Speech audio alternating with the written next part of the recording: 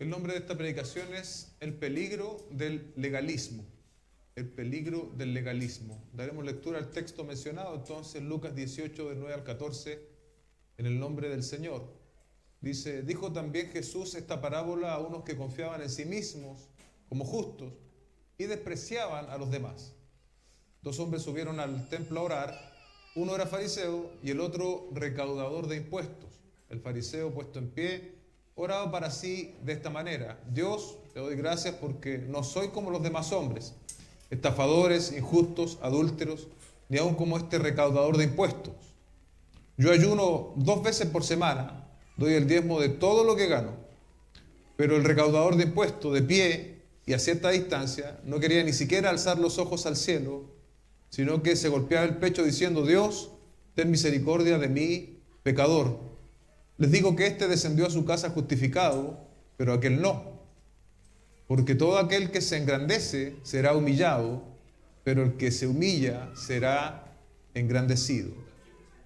Padre Celestial, hemos dado lectura a tu santa palabra. Te pedimos como iglesia local que nuestros oídos puedan estar atentos a lo que tú quieres hablarnos, Señor. Que sea esta semilla de tu palabra para nosotros edificación, crecimiento, Señor, amonestación, aclaración incluso, Señor, de algo tan importante como lo es tu evangelio y tal vez una de sus mayores competencias como lo es el legalismo. Te lo pedimos en el nombre de nuestro Señor Jesucristo. Amén y amén. Muchas de las enseñanzas de nuestro Señor Jesucristo eran dirigidas contra los pecados del orgullo y la justicia propia. La clase de gente más culpable de estos pecados eran los fariseos, a quienes el Señor se dirigió a menudo en su predicación. Él habló esta parábola para aquellos que confiaban en su justicia propia y despreciaban a los demás. Los fariseos y los publicanos representaron a dos clases de personas que a su vez son exponentes de dos extremos opuestos de la sociedad. La clase de los fariseos representa a la gente más respetable y religiosa de la sociedad de ese tiempo, mientras que por otra parte, muchos de los publicanos eran gente de mala reputación. En esta parábola tenemos dos caracteres opuestos: el fariseo, ortodoxo en sus creencias, ceremonioso en las prácticas y en todos los respectos satisfecho de sí mismo, y el publicano, o el recaudador de impuestos, que se consideraba un pecador ante Dios. Estos dos hombres fueron al templo a orar, y de las oraciones de ambos tenemos valiosas lecciones que podemos aprender en nuestros días. La del fariseo nos sirva de advertencia, y la del publicano como ejemplo, dice Samuel Vila. Ahora bien, la pregunta que tenemos que hacernos esta mañana, iglesia, es: ¿el fariseísmo o el legalismo desapareció conforme murió el último de los fariseos? El último de sus representantes, por ahí por el año 70, dicen algunos, después de Cristo. ¿O será más bien que en nosotros los creyentes de mayor o menor grado aún existe algo de legalismo? Usted sabe, por ejemplo, lo que es un virus latente. Lo quiero representar así. Un virus latente es aquel que después de haber hecho una infección inicial logra esconderse en algún rincón del cuerpo, ¿sí? A veces en el mismo genoma humano, y pasa a zonas de difícil acceso, como el sistema nervioso o el sistema reproductor. Esta fase de latencia, donde no hay síntomas, puede durar meses, años, incluso décadas, y solo se manifiesta la sintomatología del virus cuando el sistema inmune está más bajo de lo normal. Es entonces donde la infección hace de nuevo su aparición y vuelve a causar problemas de salud. En este grupo está, por ejemplo, el famoso VIH, el virus del SIDA, un herpes simple, la varicela, otro que se llama Epstein-Barr, que es la enfermedad del beso, entre otros. Así más o menos actúa el legalismo en el corazón del creyente. Es como una especie de virus latente que está esperando las condiciones para manifestarse. Permita al Señor entonces que esta mañana, al venir a su palabra, nuestros corazones sean confrontados y se descubra en nosotros, ¿sí?, como medio de diagnóstico, el virus legalista que portamos en nuestro corazón, de manera que la gracia del Señor y su evangelio lo podamos mantener bajo control. El desarrollo de esta parábola, ¿no? Lo haremos en extensión a través de los mismos versículos que hemos leído sin necesariamente hacer una puntuación. El verso 9 dice: dijo también Jesús esta parábola a unos que confiaban en sí mismos como justos y despreciaban a los demás. Este versículo 9, nos muestra el público objetivo del Señor Jesucristo. La intención de la parábola, ¿no?, del Señor Jesucristo. Aquellos que confiaban en sí mismos y se creían justos y despreciaban a los demás. Dice un comentarista: esta actitud condenatoria es el principal problema de las personas legalistas y religiosas. Dios es misericordioso, pero muchas veces quienes dicen conocerlo y pertenecerle hacen todo lo opuesto. ¿Quiénes eran estos? Ya lo hemos adelantado. Eran los fariseos. ¿Y quiénes eran los fariseos en el tiempo del Señor Jesucristo? Eran una secta o un partido religioso que se originó en el tiempo de los macabeos, en el periodo intertestamentario, es decir, entre que el último profeta del Antiguo Testamento muere, ¿no?, y empieza, digamos, el Nuevo Testamento. En ese periodo, el periodo de los macabeos, por ahí por el año 150 antes de Cristo, aparece esta secta que tenía una dominancia dentro del judaísmo. De hecho, el nombre fariseo significa separados. Así que eso ya nos da una idea de las características de estos hombres. Por su popularidad en el pueblo, eran miembros también del Sanedrín y generalmente eran, a lo menos, miembros o pertenecían a la clase media de aquella época. Ellos eran los ortodoxos de la época, ¿sí? Podríamos decir, eran los sana doctrina de la época, pero de una manera orgullosa. Y eran sobrenaturalistas, creían en los ángeles, en la resurrección de los justos, como también creemos nosotros. Pero por sobre todo, ellos enfatizaban la ley escrita de Moisés y ponían las tradiciones de los hombres a la misma altura, a la misma validez que la ley de Moisés. Entonces ellos defendían las tradiciones de los ancianos, tenían una observancia estricta a la ley y con frecuencia solamente a las ceremonias de la ley. Esto es interesante, para ellos era meritorio y el único camino hacia la justicia. Es decir, confiaban en una justicia personal. Se separaban, como hemos leído, de los demás judíos, los pecadores, quienes no seguían sus prácticas. Este es más o menos el perfil de estos hombres. Y el Señor Jesucristo, si haya a algún grupo que Él enfrentó constantemente, y lo hizo de manera frontal, es precisamente al grupo de los fariseos y los escribas. Estos son entonces, iglesia, los que confiaban en sí mismos como justos y despreciaban a los demás. Podríamos ver ahí en este propio texto dos características. Yo he querido plantear este tema como en términos médicos. Hay unos síntomas en medicina que se llaman síntomas patognomónicos. El síntoma patognomónico es aquel que cuando se presenta tú puedes identificar la enfermedad. Por decir algo, una pinta, no sé, en la frente, en medio. No, tu enfermedad es tal. Ese síntoma es patognomónico, es propio de la enfermedad y no aparece en ninguna otra enfermedad. El síntoma patognomónico entonces de estos hombres era que ellos se veían a sí mismos como justos y despreciaban a los demás. Despreciaban a los demás. El verso 10 comienza el relato entonces de la parábola. Dice, 2 hombres subieron al templo a orar. Uno era fariseo y el otro recaudador de impuestos, o como traducen otras versiones, publicano. Uno era fariseo y el otro recaudador. El primero es reconocido por su compromiso religioso, sincero a hacer la voluntad de Dios. El segundo, como un marginado social, amigo de Roma, y era completamente marginado de la comunidad religiosa de Israel.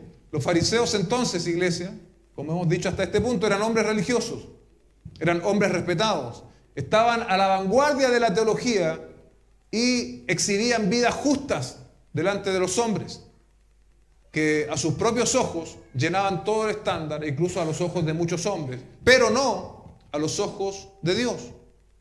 Esto hacía precisamente que ellos dictaran las pautas de comportamiento que Dios esperaba para ellos y para el pueblo, estableciendo, por ejemplo, lo que decíamos antes, las tradiciones de los hombres. y elevándolas a la categoría de mandamiento divino. Hoy en día, el legalismo actual también se manifiesta de una manera similar. Se hacen tradiciones de hombres y se elevan a la altura de mandamiento divino.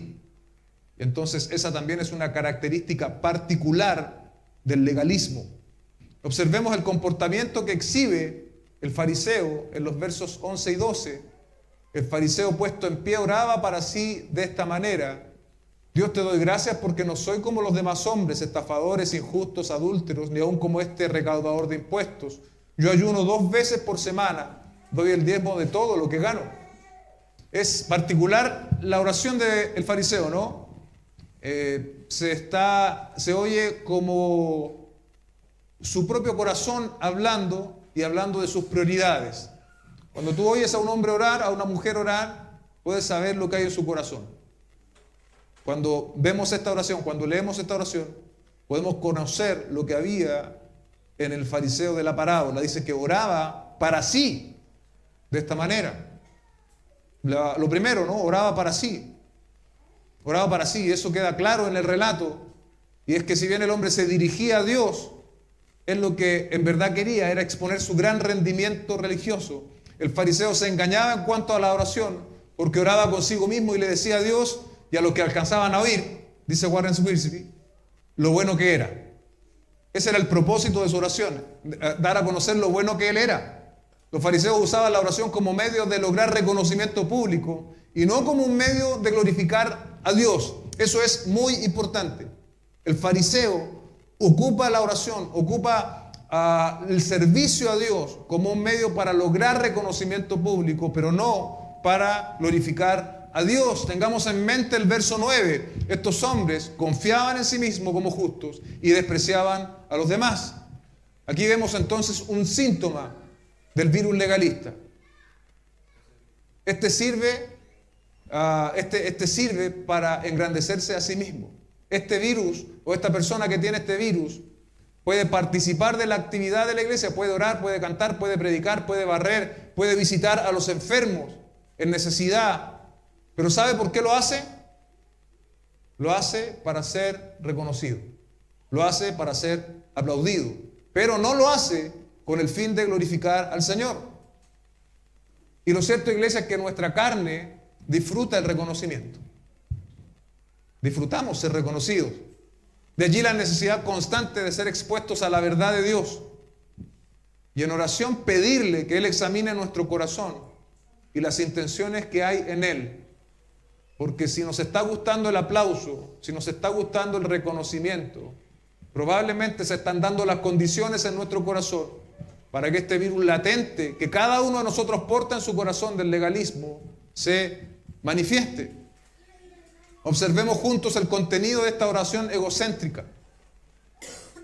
En el verso 11, el fariseo puesto en pie oraba para sí mismo de esta manera: Dios, te doy gracias porque no soy como los demás hombres, estafadores, injustos, adúlteros, ni aun como este recaudador de impuestos. ¿Qué vemos aquí, iglesia? Una supuesta superioridad espiritual. El fariseo es mejor que el resto. Es mejor que el resto en su conocimiento, en lo que él entiende. Y se siente tan seguro de que él es mejor que el resto, que es capaz de decírselo a Dios. Imagínate lo que es eso. Él está tan seguro que es mejor que el resto de los pecadores, que en oración se lo dice a Dios. Desde ese síntoma, ¿no?, del fariseo se despierta una persona que es hipercrítica de los demás, que vive para criticar a los demás. ¿Por qué razón? Porque él es mejor que los demás. Y como él es mejor que los demás, entonces se siente en potestad de hablar de los demás y de hacerlo con total soltura. Él es más espiritual que el resto. El texto dice: yo no soy como los demás hombres. El virus legalista entonces también se manifiesta como señalador, como acusador. La persona vive detectando las debilidades espirituales ajenas. El legalista vive para detectar las debilidades espirituales ajenas, pero nunca es capaz de diagnosticar las propias. Posee un lente microscópico para ver las debilidades espirituales de los demás, pero está absolutamente ciego para ver sus propias debilidades espirituales. Es como que el fariseo ya tuviese un cuerpo glorificado. Parece que él es impecable, parece que él no tiene pecado. Parece que solo le faltan las alas a este fariseo. Mateo 7, verso 3 al 5, dice: ¿por qué miras la mota que está en el ojo de tu hermano y no te das cuenta de la viga que está en tu propio ojo?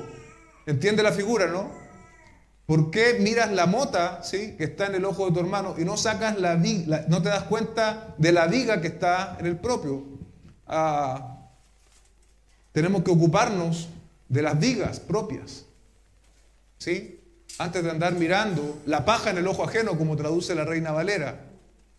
Tenemos que ocuparnos, diría yo, de nuestros bosques, de nuestras propias selvas, antes de andar señalando a la mota que está en el ojo de mi hermano. Y es interesante este texto porque solemos leerlo hasta allí, pero el texto continúa. Dice el verso 4: ¿o cómo puedes decir a tu hermano, déjame sacarte la mota del ojo, cuando la viga está en tu ojo? Hipócrita, saca primero la viga de tu ojo, y entonces verás con claridad para sacar la mota del ojo de tu hermano. ¿Te das cuenta? Hay que hacer un ejercicio primero. Cada uno de nosotros debe hacer un ejercicio para trabajar sobre nuestras propias debilidades espirituales. ¿Sí? No es que nunca podamos ayudar a alguien en su debilidad espiritual. De hecho, uno de los propósitos de la iglesia, constituida como iglesia local, es que nos ayudemos en nuestras debilidades. ¿Sí? Pero no con el espíritu farisaico, no con el espíritu legalista. Tenemos que reconocer que nos hemos dispuesto para colaborar con otros, que nosotros mismos también tenemos debilidades que enfrentar. Tenemos vigas que sacar de nuestros ojos. Y entonces ciertamente haremos un mejor trabajo. Ayudaremos de mejor manera a otras personas. Otro síntoma del virus legalista es que piensa que su rendimiento religioso es suficiente para estar bien con Dios. Todo el servicio que despliega es suficiente para estar bien con Dios. El verso 12 dice: yo ayuno 2 veces por semana. Doy el diezmo de todo lo que gano. Se engaña respecto de sí mismo porque pensaba que era acepto ante Dios debido a lo que él hacía o no. Dice un comentarista: los judíos tenían la exigencia de ayunar solo una vez al año, el día de la expiación, que sale en Levítico 16, 29. Pero este fariseo ayunaba 2 veces por semana. ¿Te das cuenta? Daba el diezmo de todo lo que poseía, incluso de las hierbas de su huerto, dice Warren Wiersbe. Iglesia, donde se haga alarde, donde usted escuche alarde, o cuando usted mismo esté haciendo alarde, o yo mismo esté haciendo alarde de mi justicia personal, de mi disciplina, de cuántas horas oro, de cuánto ayuno, de cuántas personas visito, y cuando yo lo empiezo a publicar, cuidado. Cuidado, el fariseísmo contemporáneo se está manifestando en nosotros. No somos llamados a publicar lo que hacemos por el Señor. Habrá, como dije antes, desprecio hacia los demás, habrá orgullo, habrá un corazón señalador, hipercrítico de los demás. Y como planteé antes la pregunta, este germen, este virus latente del legalismo no desapareció conforme murió el último fariseo. Cada uno de nosotros carga también con este virus, que dadas ciertas condiciones, se manifiesta también en nosotros. Recordemos lo que dijo el profeta Isaías en 64:6. Todos nosotros somos como el inmundo y como trapo de inmundicia todas nuestras obras justas. Como trapo de inmundicia todas nuestras obras justas. Todos nos marchitamos como una hoja y nuestras iniquidades como el viento nos arrastran. Así se definen nuestras propias obras delante del Señor, como trapo de inmundicia, nuestras obras justas. Entonces, pastor, ¿usted está diciendo que las obras no importan en la vida cristiana? De ninguna manera diría eso. Hay lugar para las obras en la vida cristiana, ciertamente, pero las obras no son las que nos permiten a nosotros ganar la aprobación o la bendición de Dios. Este hombre, el fariseo de la parábola, estaba seguro que por su rendimiento religioso, él estaba bien con Dios. Él era una buena persona delante de Dios. Pero no hay obra que pueda justificarnos delante de Dios. Ahora bien, ¿cómo surgen las obras en la vida cristiana? Surgen como producto de haber nacido de nuevo. Quienes han creído en el mensaje del Evangelio naturalmente manifestarán buenas obras, dice Efesios capítulo 2, verso 10, porque somos hechura suya, creados en Cristo Jesús para hacer buenas obras. Pero ¿se da cuenta del orden? Hemos sido creados en Cristo Jesús.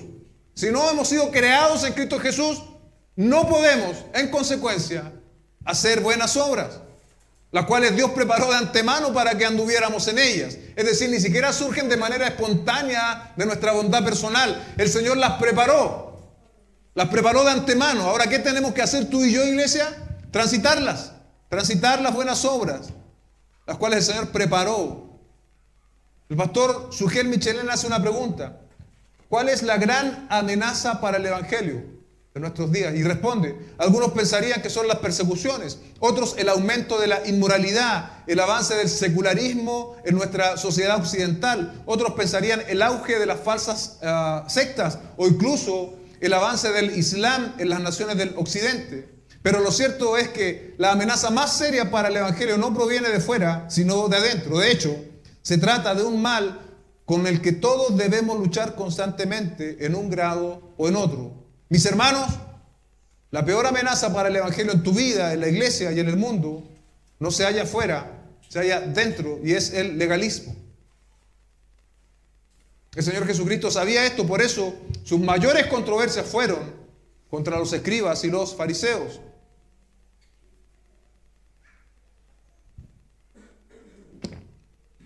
El legalismo, como hemos dicho, trata de ganar el favor de Dios a través de la obediencia, ya sea a la obediencia a la ley de Dios o a las tradiciones de los hombres. Por tanto, ya no descansa en la obra de Cristo.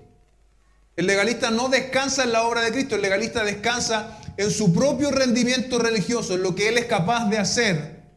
El fariseo de la parábola es un hombre súper espiritual y lo expone en su oración: Dios, te doy gracias porque no soy como los demás hombres, estafadores, injustos, adúlteros, ni aún como este recaudador de impuestos. Mira con desprecio a los demás. En su propia evaluación, él estaba sobre los demás.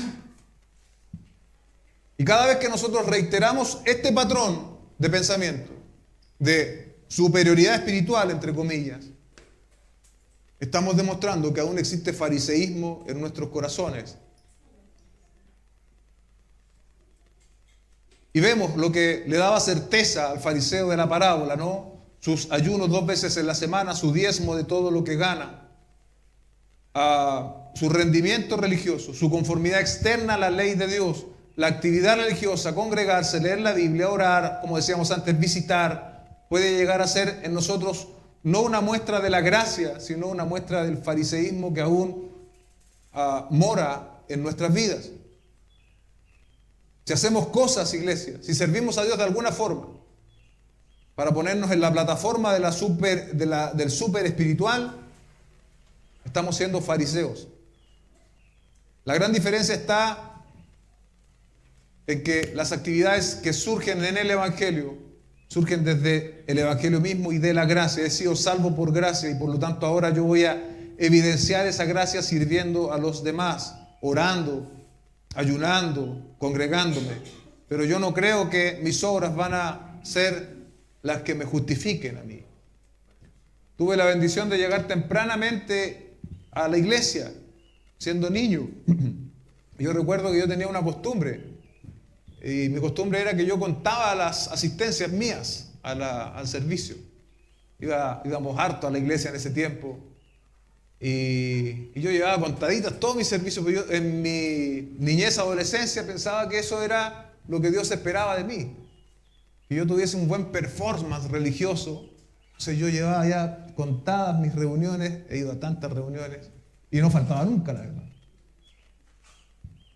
Con el paso del tiempo uno se empieza a dar cuenta que no es así. Era un mini fariseo. Tenemos que tener sumo cuidado, iglesia, de este virus latente que se presenta, que está en nosotros. Tenemos que saber confrontarlo, como diremos posteriormente, con el Evangelio de la gracia del Señor Jesucristo, para que no se desarrolle en nosotros un fariseo insigne, orgulloso y señalador El Evangelio, Dios nos da su favor, nos da su gracia a través de Cristo, entonces ahora podemos obedecer sus mandamientos. Es absolutamente a la inversa de lo que es el fariseísmo. Dice John Newton, ¿no? El fariseísmo puede nutrirse de doctrinas tanto como de obras. Un individuo puede tener el corazón de un fariseo, aunque su cabeza esté llena de nociones ortodoxas acerca de la indignidad de la criatura y de las riquezas de la gracia inmerecida. Es interesante lo que dice este hombre, porque dice, bueno, en nuestro contexto actual, un hombre, una mujer podría tener una definición clara de la doctrina, de que el hombre es pecador, de la gran gracia del Señor, y aún así seguir siendo un fariseo. ¿Se da cuenta? De hecho, los fariseos eran la gente ortodoxa de aquella época. Pablo también denunció las conductas legalistas en varias iglesias. Tal vez la más grave se dio en la iglesia de los Gálatas, porque ellos llegaron a poner las obras como requisito para la salvación. Entonces llegaron los falsos maestros a Gálatas diciendo que sí está bien creer en el Mesías, pero tú además de creer en el Mesías tienes que guardar las obras de la ley. Y en el caso de los hombres, ellos deberían entonces, para alcanzar la salvación, circuncidarse. Entonces, si tú quieres salvarte, tú tienes que circuncidarte, tú tienes que guardar los días, tú tienes que, esto no queda de lado, tú tienes que cumplirlo si quieres. Entonces es allí donde Pablo embiste, ¿no? Con claridad. Y hay otros casos tal vez menos graves. Podemos leer en Romanos, capítulo 14, versos 1 al 13, algo interesante al respecto. Dice, acepten al que es más débil, al que es débil en la fe, pero no para juzgar sus opiniones. Nos está dando cuenta el verso 1 de distintos grados de madurez. En ciertas áreas que describe el texto, ahora dice, uno tiene fe, que puede comer de todo, pero el que es débil solo come legumbres. ¿Cuál era el problema? Habían unos que preferían comer carnes y otros que preferían las legumbres. Y se estaba levantando juicio de unos contra otros. Estaba operando, se estaba manifestando este virus que hemos denominado el virus legalista entre ellos. El que come no desprecia al que no come. Y el que come no juzgue al que come, porque Dios lo ha aceptado. Despreciar a otro es mirarlo así como inferior. Es un síntoma del legalista. El legalista siempre mira a los demás como inferior.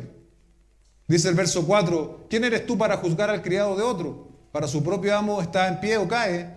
En pie se mantendrá, porque poderoso es el Señor para sostenerlo en pie.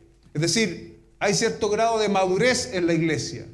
Hay hermanos que son más maduros que otros, ¿sí? Entonces, cuando esa madurez te hace criticar al que es más débil en la fe o que hace cosas diferentes a ti, pero que no son normas bíblicas, ¿se da cuenta?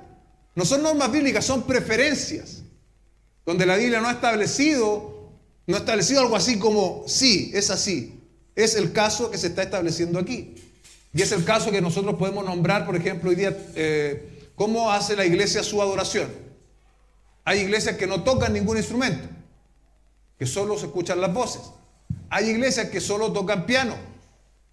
Hay iglesias que tocan piano y guitarra. Hay iglesias que, como nosotros, ¿no? Tenemos una música más contemporánea para alabar al Señor.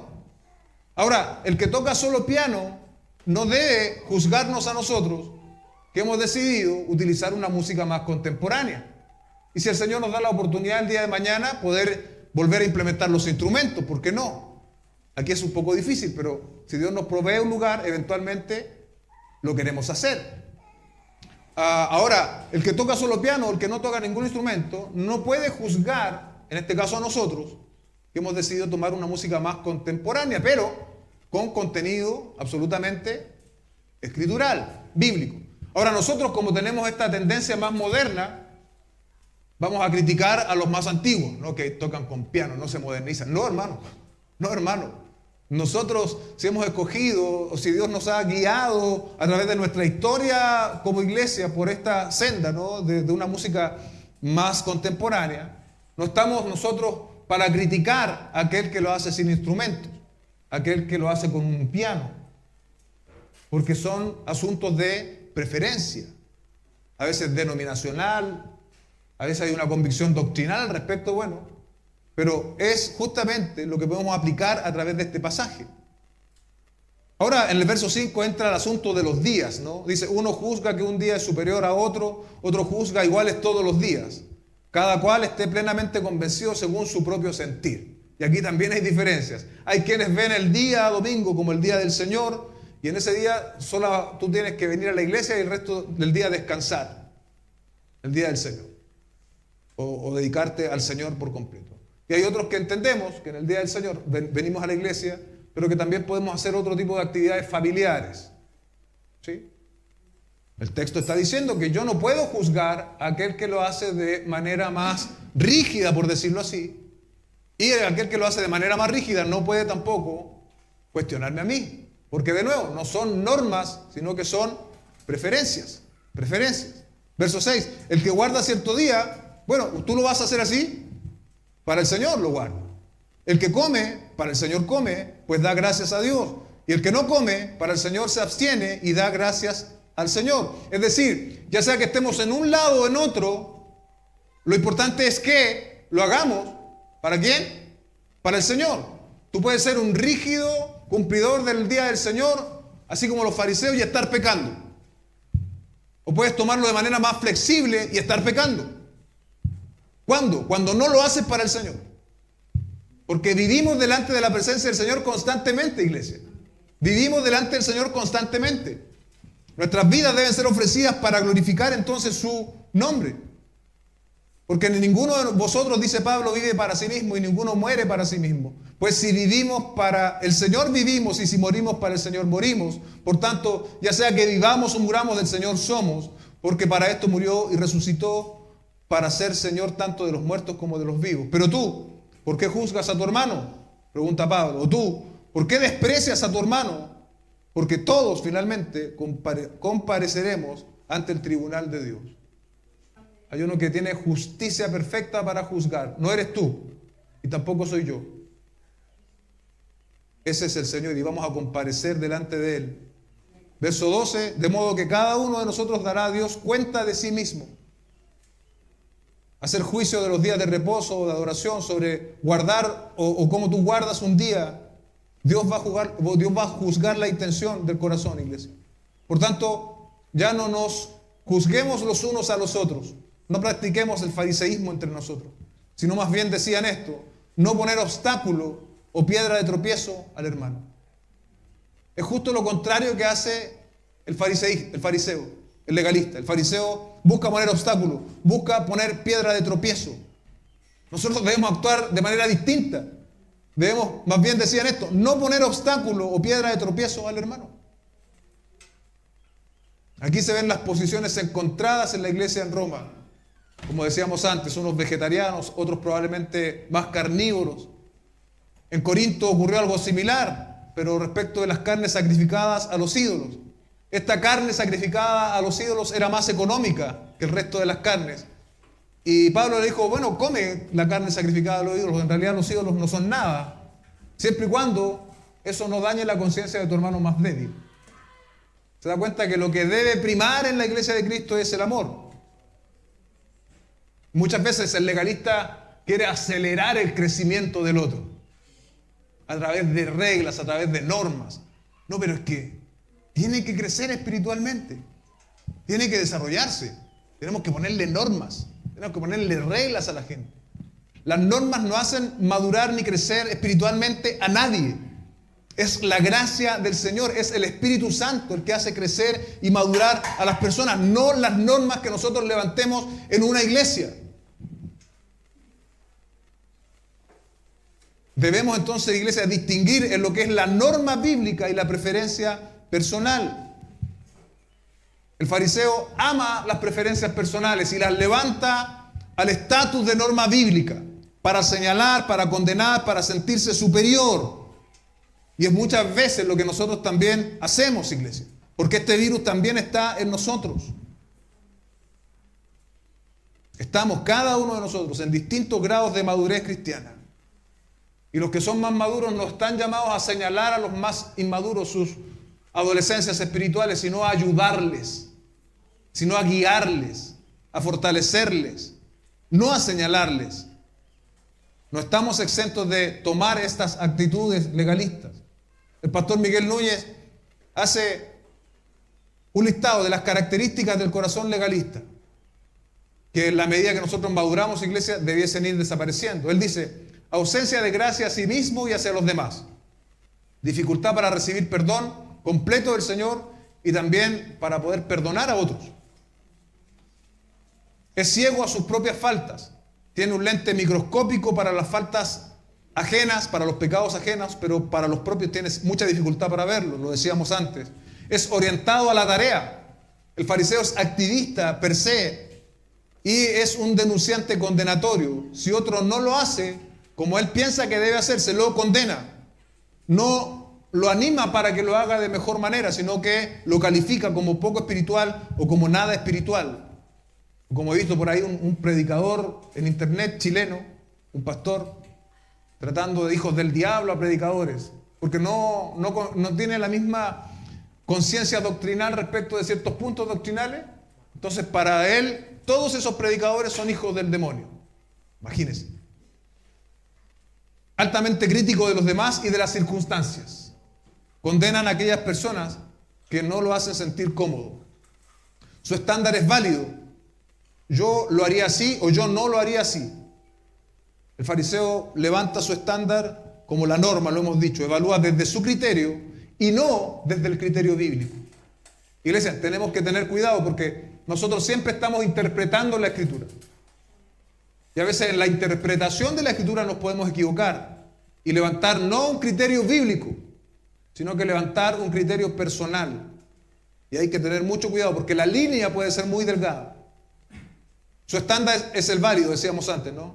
No reconoce la diferencia, esto es muy llamativo, ¿no? No reconoce la diferencia individual entre los llamados. ¿A quién fue llamado Pablo, por ejemplo? Apóstol a los gentiles. En el caso de Pedro, a la circuncisión. Había una diferencia de llamado. Ambos son apóstoles del Evangelio, pero con un llamado específico. Y esto también nosotros tenemos que reconocerlo y aplicarlo para nuestra realidad como iglesia local.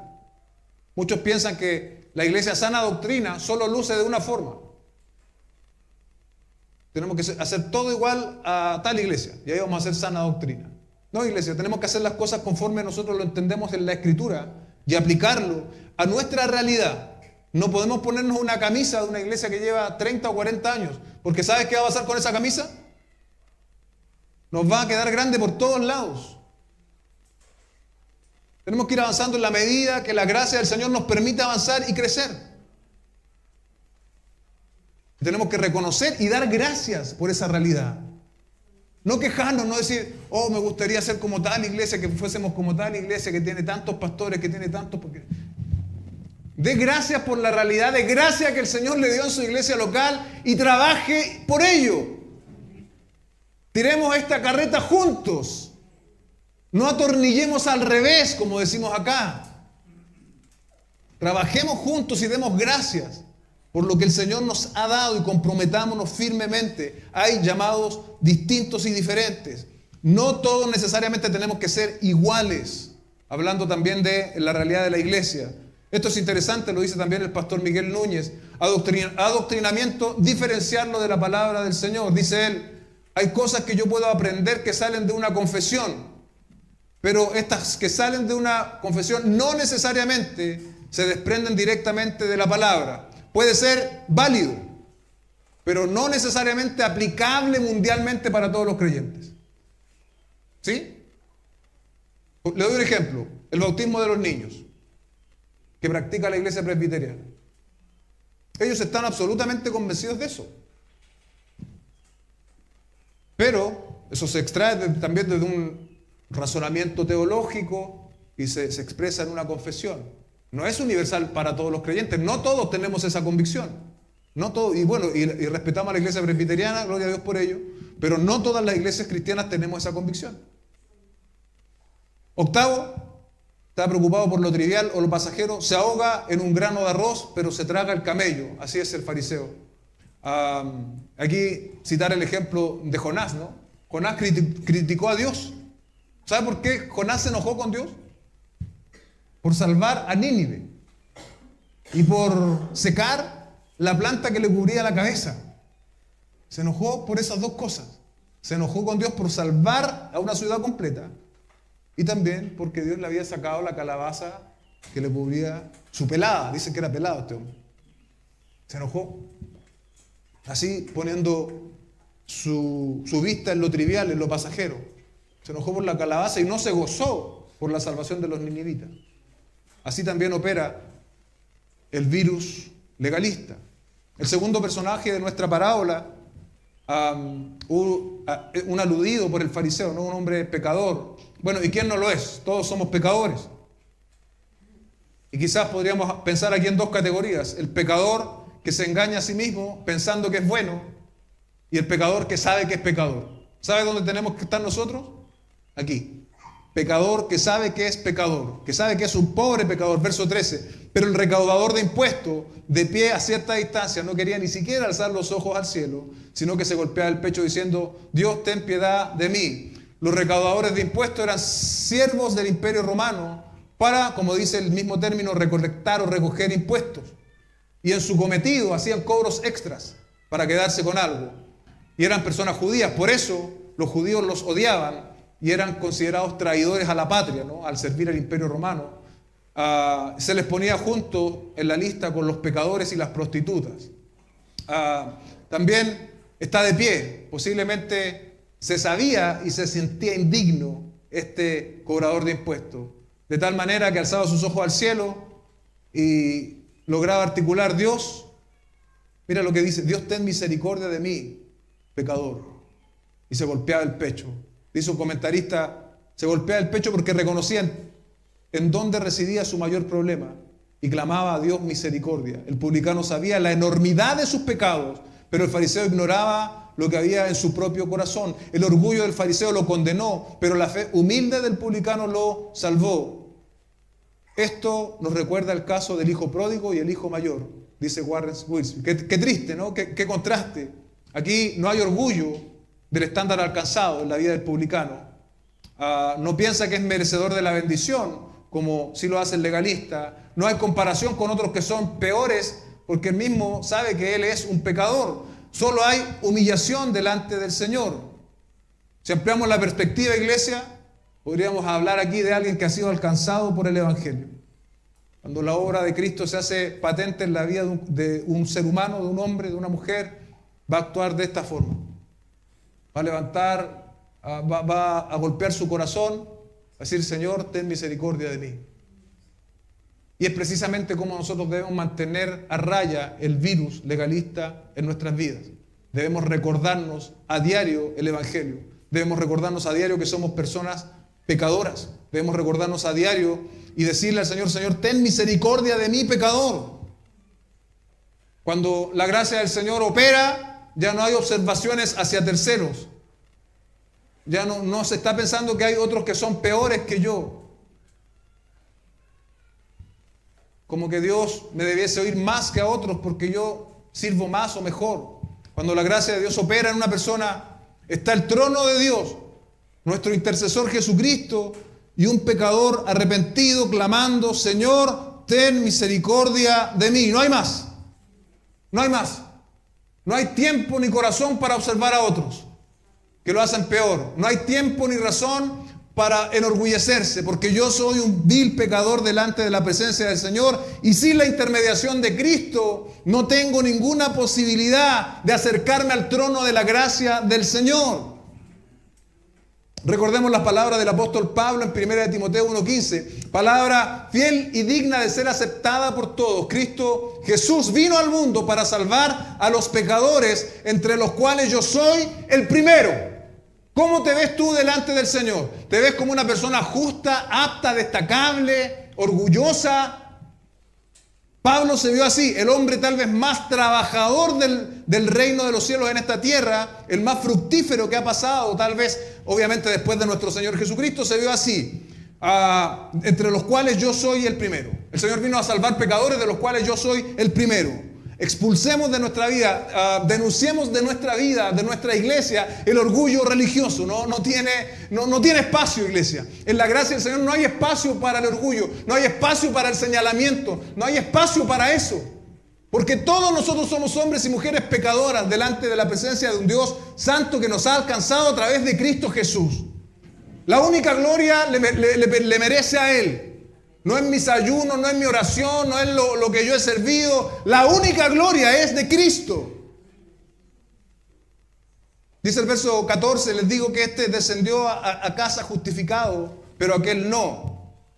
Esta parábola y otras de este capítulo enfatizan la necesidad de una relación personal por medio de un corazón contrito, arrepentido y fe en la persona y en la obra terminada de Jesús. Él es el Cristo. La gracia de Dios y la obra sacrificial de Jesús son la única esperanza para el pecador. La única esperanza para el pecador, dice Bob Utley. Aquí haciendo referencia al recaudador de impuestos, dice que este descendió justificado a su casa. En cambio el fariseo no. Ser justificado, lo decía Andrés en la mañana, quiere decir ser declarado justo por Dios en base al sacrificio de Jesucristo en la cruz. Eso es ser justificado. El fariseo tenía confianza en sí mismo, creía que sus obras eran meritorias y le hacían estar bien con Dios. Y de paso, esta situación era un caldo de cultivo para su orgullo religioso y su aparente superioridad espiritual que le hacía despreciar a los demás.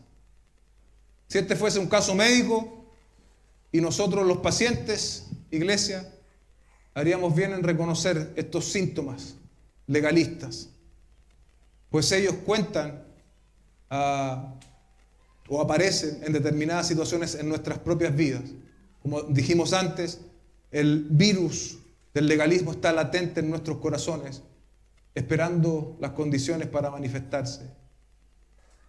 Debemos, iglesia, tener un corazón como el de recaudador de impuestos, como actitud de vida permanente. Si el legalismo es un virus latente, el mejor antiviral será: Señor, ten piedad de mí, soy un pecador. Estoy lejos de ser superior a otros, no es mi meta tampoco serlo. Lo que yo quiero es agradarte a ti. Y aquí al final dice, porque todo el que se engrandece será humillado, pero el que se humilla será engrandecido. Esto no significa ser públicamente exaltado en sociedad, sino más bien en la relación que cada uno tiene con Dios. A esa exaltación se refiere el Señor Jesucristo. En el mundo en el cual vivimos, el que es enaltecido lo alcanza en virtud de ¿qué? En virtud de sus méritos personales. ¿Sí? ¿Cómo Messi llega a ser Messi? Bueno, porque es el mejor con la pelota. O Cristiano Ronaldo, qué sé yo. ¿Cómo llega un ingeniero a ser el más destacado? Bueno, a través de acumular muchos estudios, muchos títulos, posgrados, PhD y lo que sea. Pero en el reino de Dios no es la mecánica. En el reino de Dios no es la manera. Sino que es a través de la humildad, el constrito de corazón sincero, que pueda replicar la oración del republicano: oh Dios, ten misericordia de mí, soy pecador. No es por mi posibilidad, no es por mis títulos, no es por lo que yo pueda hacer, es por la obra de Cristo en mi favor. Y teniendo eso en cuenta, ciertamente podremos tener a raya el legalismo que siempre va a estar patente en nuestras vidas. Como conclusión, iglesia, como advertencia y diagnóstico final, escuche estos 7 pasos para convertirse en un legalista. Esto los dijo el pastor Sugel en una predicación. Inventa reglas que no están en la Biblia. Inventa reglas que no están en la Biblia. ¿Qué hacemos nosotros los creyentes en la gracia? Bueno, nacido de nuevo por la gracia del Señor, intentamos vivir conforme a los mandamientos de Dios, pero no andamos inventando reglas que no están en la Biblia. Esfuérzate por cumplirlas. Castígate a ti mismo cuando no las cumplas. Enorgullécete cuando las obedezcas. Constitúyete a ti mismo el juez de los demás. Enójate con quienes rompen tus reglas o tengan otras distintas a las tuyas. Golpea a los perdedores. Ese es el perfil del legalista. Y debemos recordarnos esto: la iglesia, una iglesia local como esta, es un hospital de pecadores. O como yo decía la semana anterior, somos un grupo de pecadores en rehabilitación del pecado. La iglesia es un hospital de pecadores, no un club social de gente perfecta. ¿Escuchó eso? No un club social de gente perfecta. Dios escogió, recordemos lo que dice Pablo, Dios escogió a lo vil y a lo menospreciado. ¿Cuál es tu estándar para venir delante del Señor? Yo era vil y menospreciado. Yo era vil y menospreciado. Ese es mi estándar. Eso es lo que yo era delante del Señor. Un hombre pecador, un hombre vil y menospreciado. Eso era lo que yo podía ofrecerle al Señor. Nada bueno. No somos gente especial, no somos gente mejor. Somos personas alcanzadas por la inconmensurable gracia del Señor Jesucristo. Hagamos entonces frente al espíritu, o más bien al virus legalista, con la verdad del Evangelio como frontal en nosotros, cultivando un espíritu humilde, que en lugar de señalar a otros, les anime a continuar, como dice el apóstol Pablo en Gálatas capítulo 6, versos 1 y 2. Hermanos, aun si alguien es sorprendido en alguna falta, ustedes que son espirituales, restáurenlo en un espíritu de mansedumbre, mirándote a ti mismo, no sea que tú también seas tentado. Lleven los unos las cargas de los otros, y escuche bien, y cumplan así la ley de Cristo. Y cumplan así la ley de Cristo. Esta sí debiese ser nuestra característica como hombres y mujeres alcanzadas por la gracia del Señor, como una iglesia alcanzada por la gracia del Señor. Sobrellevar las faltas los unos de los otros y no señalarnos entre nosotros. Cierre sus ojos, oremos al Señor. Padre Celestial, te doy gracias esta mañana por esta gran oportunidad que nos das de exponernos a tu verdad. Sabemos que estamos en una lucha constante contra el pecado que es remanente en nosotros, y lo cierto es que una manifestación de esa remanencia es un espíritu legalista, Señor, farisaico.